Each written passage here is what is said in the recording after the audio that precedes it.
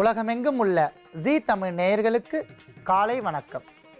அன்பான நேயர்களே, சீமை அகத்தி இலையை கொண்டு ஓர் அற்புதமான மருத்துவத்தை நாம் பார்க்க போகிறோம். என்ன மருத்துவம் என்றால், பூஞ்சை காளானால் ஏற்படும் தொற்று நோய் மற்றும் தேமலுக்கான ஓர் அற்புதமான மருத்துவத்தை இன்று நாம் பார்க்க போகிறோம்.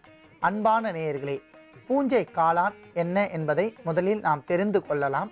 பல்வேறு வகையான கிருமிகள் உடையவர்கள் சட்டை, அவர்களுடைய பனியன் மற்றும் பல்வேறு வகையான ஆடைகளை பிறிதொருவர் மற்றொருவர் பயன்படுத்துகின்ற போது அவர்கள் உடலில் இருக்கக்கூடிய அந்த கிருமிகள் எல்லாம் அந்த வேர்வையில் நனைந்து சட்டையின் வழியாக இவருக்கும் தொற்றிக் கொண்டு வரும்.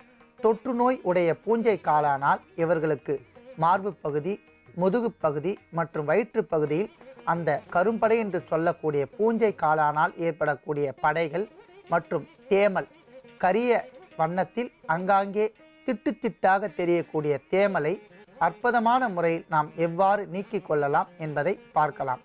அன்பான நேயர்களே, இயன்றவரை அல்ல, முடிந்தவரை தூய்மையான ஆடைகளை நன்றாக துவைத்து நாம் காய வைத்து அணிய வேண்டும்.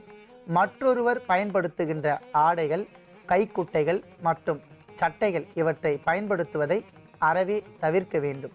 மேலும் வெளியே சென்று வந்தாலோ அல்லது புகை பகுதியில் நாம் ஏதேனும் சுற்றிவிட்டு வந்தாலோ நாம் உடலை தூய்மையாக ஒரு குளியல் சோப்பை கொண்டோ அல்லது மஞ்சள் நீரினால் நமது முகத்தை, கை கால்களை நன்றாக கழுவ வேண்டும். இவற்றையெல்லாம் நாம் முறையாக பயன்படுத்தி வந்தால் நமக்கு வரக்கூடிய பூஞ்சை காளானால் வரக்கூடிய தொற்று நோய்கள், கரிய வண்ணத்தில் வரக்கூடிய படை, தேமல் இவற்றை பூரணமாக நாம் நீக்கிக் கொள்ளலாம்.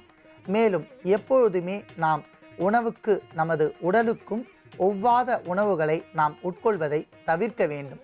ஃபுட் அலர்ஜி என்று சொல்வார்கள். ஒரு சிலர்கள் தேவையில்லாத பொருட்களை உணவாக உட்கொண்ட பிறகு அந்த பொருட்களில் இருக்கக்கூடிய நச்சுக்கள் நமது இரத்தத்தில் கலந்து நமக்கு படை, சொறி, சிரங்கு, அரிப்புகள், காளாஞ்சி படையாக மாறி நமது அழகான உடலை கெடுத்துவிடும். மிக சிறந்த உன்னதமான படைப்பு இறைவன் படைப்பில் தோல். அந்த தோலை நாம் முறையாக பாதுகாக்க வேண்டும். இவற்றையெல்லாம் முறையாக பாதுகாப்பதற்கும் அந்த நோய் வந்தால் பூரணமாக நீக்கிக் கொள்வதற்கும் ஓர் அற்புதமான மருத்துவத்தை இன்று நாம் பார்க்கலாம். அன்பான நேயர்களே, அதற்காக நாம் எடுத்துக்கொண்ட ஓர் அற்புதமான மூலிகை சீமை அகத்தி. அன்பான நேயர்களே, இந்த சீமை அகத்தி என்று சொல்லக்கூடிய இலை பெரியதாக நீண்ட கூரிய தண்டுகளுடன் இருக்கக்கூடிய சிறு செடிகளாக வளரக்கூடிய ஒரு தான் தோன்றித்தனமான மூலிகை செடியாகும். எல்லா பகுதிகளிலும் இது விளையக்கூடிய ஒரு செடி. மணல் பாங்கான இடங்கள் மற்றும் சாலைகள் ஓரங்களிலும் தானாகவே முளைத்து இளமஞ்சள் நிறத்தில் பூத்த பின்பு அடர்ந்த மஞ்சள் நிறத்தில் கூரிய வண்ணத்தில் இருக்கக்கூடிய அற்புதமான ஒரு மூலிகை செடியாகும். எல்லா இடங்களிலும் கிடைக்கக்கூடிய செடி. இதற்கு பரிபாஷைகளாக பல்வேறு பெயர்கள் இருக்கின்றன. வண்டு கொல்லி இலை, சீமை அகத்தி இலை மற்றும் தகரை இலை என்று அழைக்கப்படுகிறது. பேய் அகத்தி என்றும் அழைக்கப்படுகிறது. இதற்கு ஆங்கிலத்தில் ரிங் வாம் பெட் ட்ரீ என்று அழைக்கப்படுகிறது. தாவரவியல் பெயரில் இதற்கு கேசியா அகல்டா என்று அழைக்கப்படுகிறது. மலையாளத்தில் சீமகத்தி என்று அழைக்கப்படுகிறது. சமஸ்கிருதத்தில் தருங்னா என்று அழைக்கப்படுகிறது. இதனுடைய சுவை கசப்பு, இதனுடைய தன்மை குளிர்ச்சி, இதனுடைய பண்பு வெப்பம்.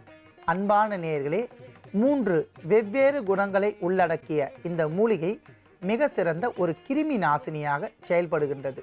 மேலும் இந்த இலையிலிருந்து நவீன தாவரவியல் ஆய்வின்படி பல்வேறு வகையான வேதிப்பொருட்கள் இருப்பதாக நவீன விஞ்ஞான ஆராய்ச்சியாளர்கள் கண்டுபிடித்து உள்ளார்கள். அதில் இருக்கக்கூடிய குறிப்பாக இலைப்பகுதியில் இருக்கக்கூடிய இந்த நச்சு பொருட்களை நீக்குவதற்கு இது ஒரு அற்புதமான சிறந்த மூலிகையாக கருதப்படுகிறது.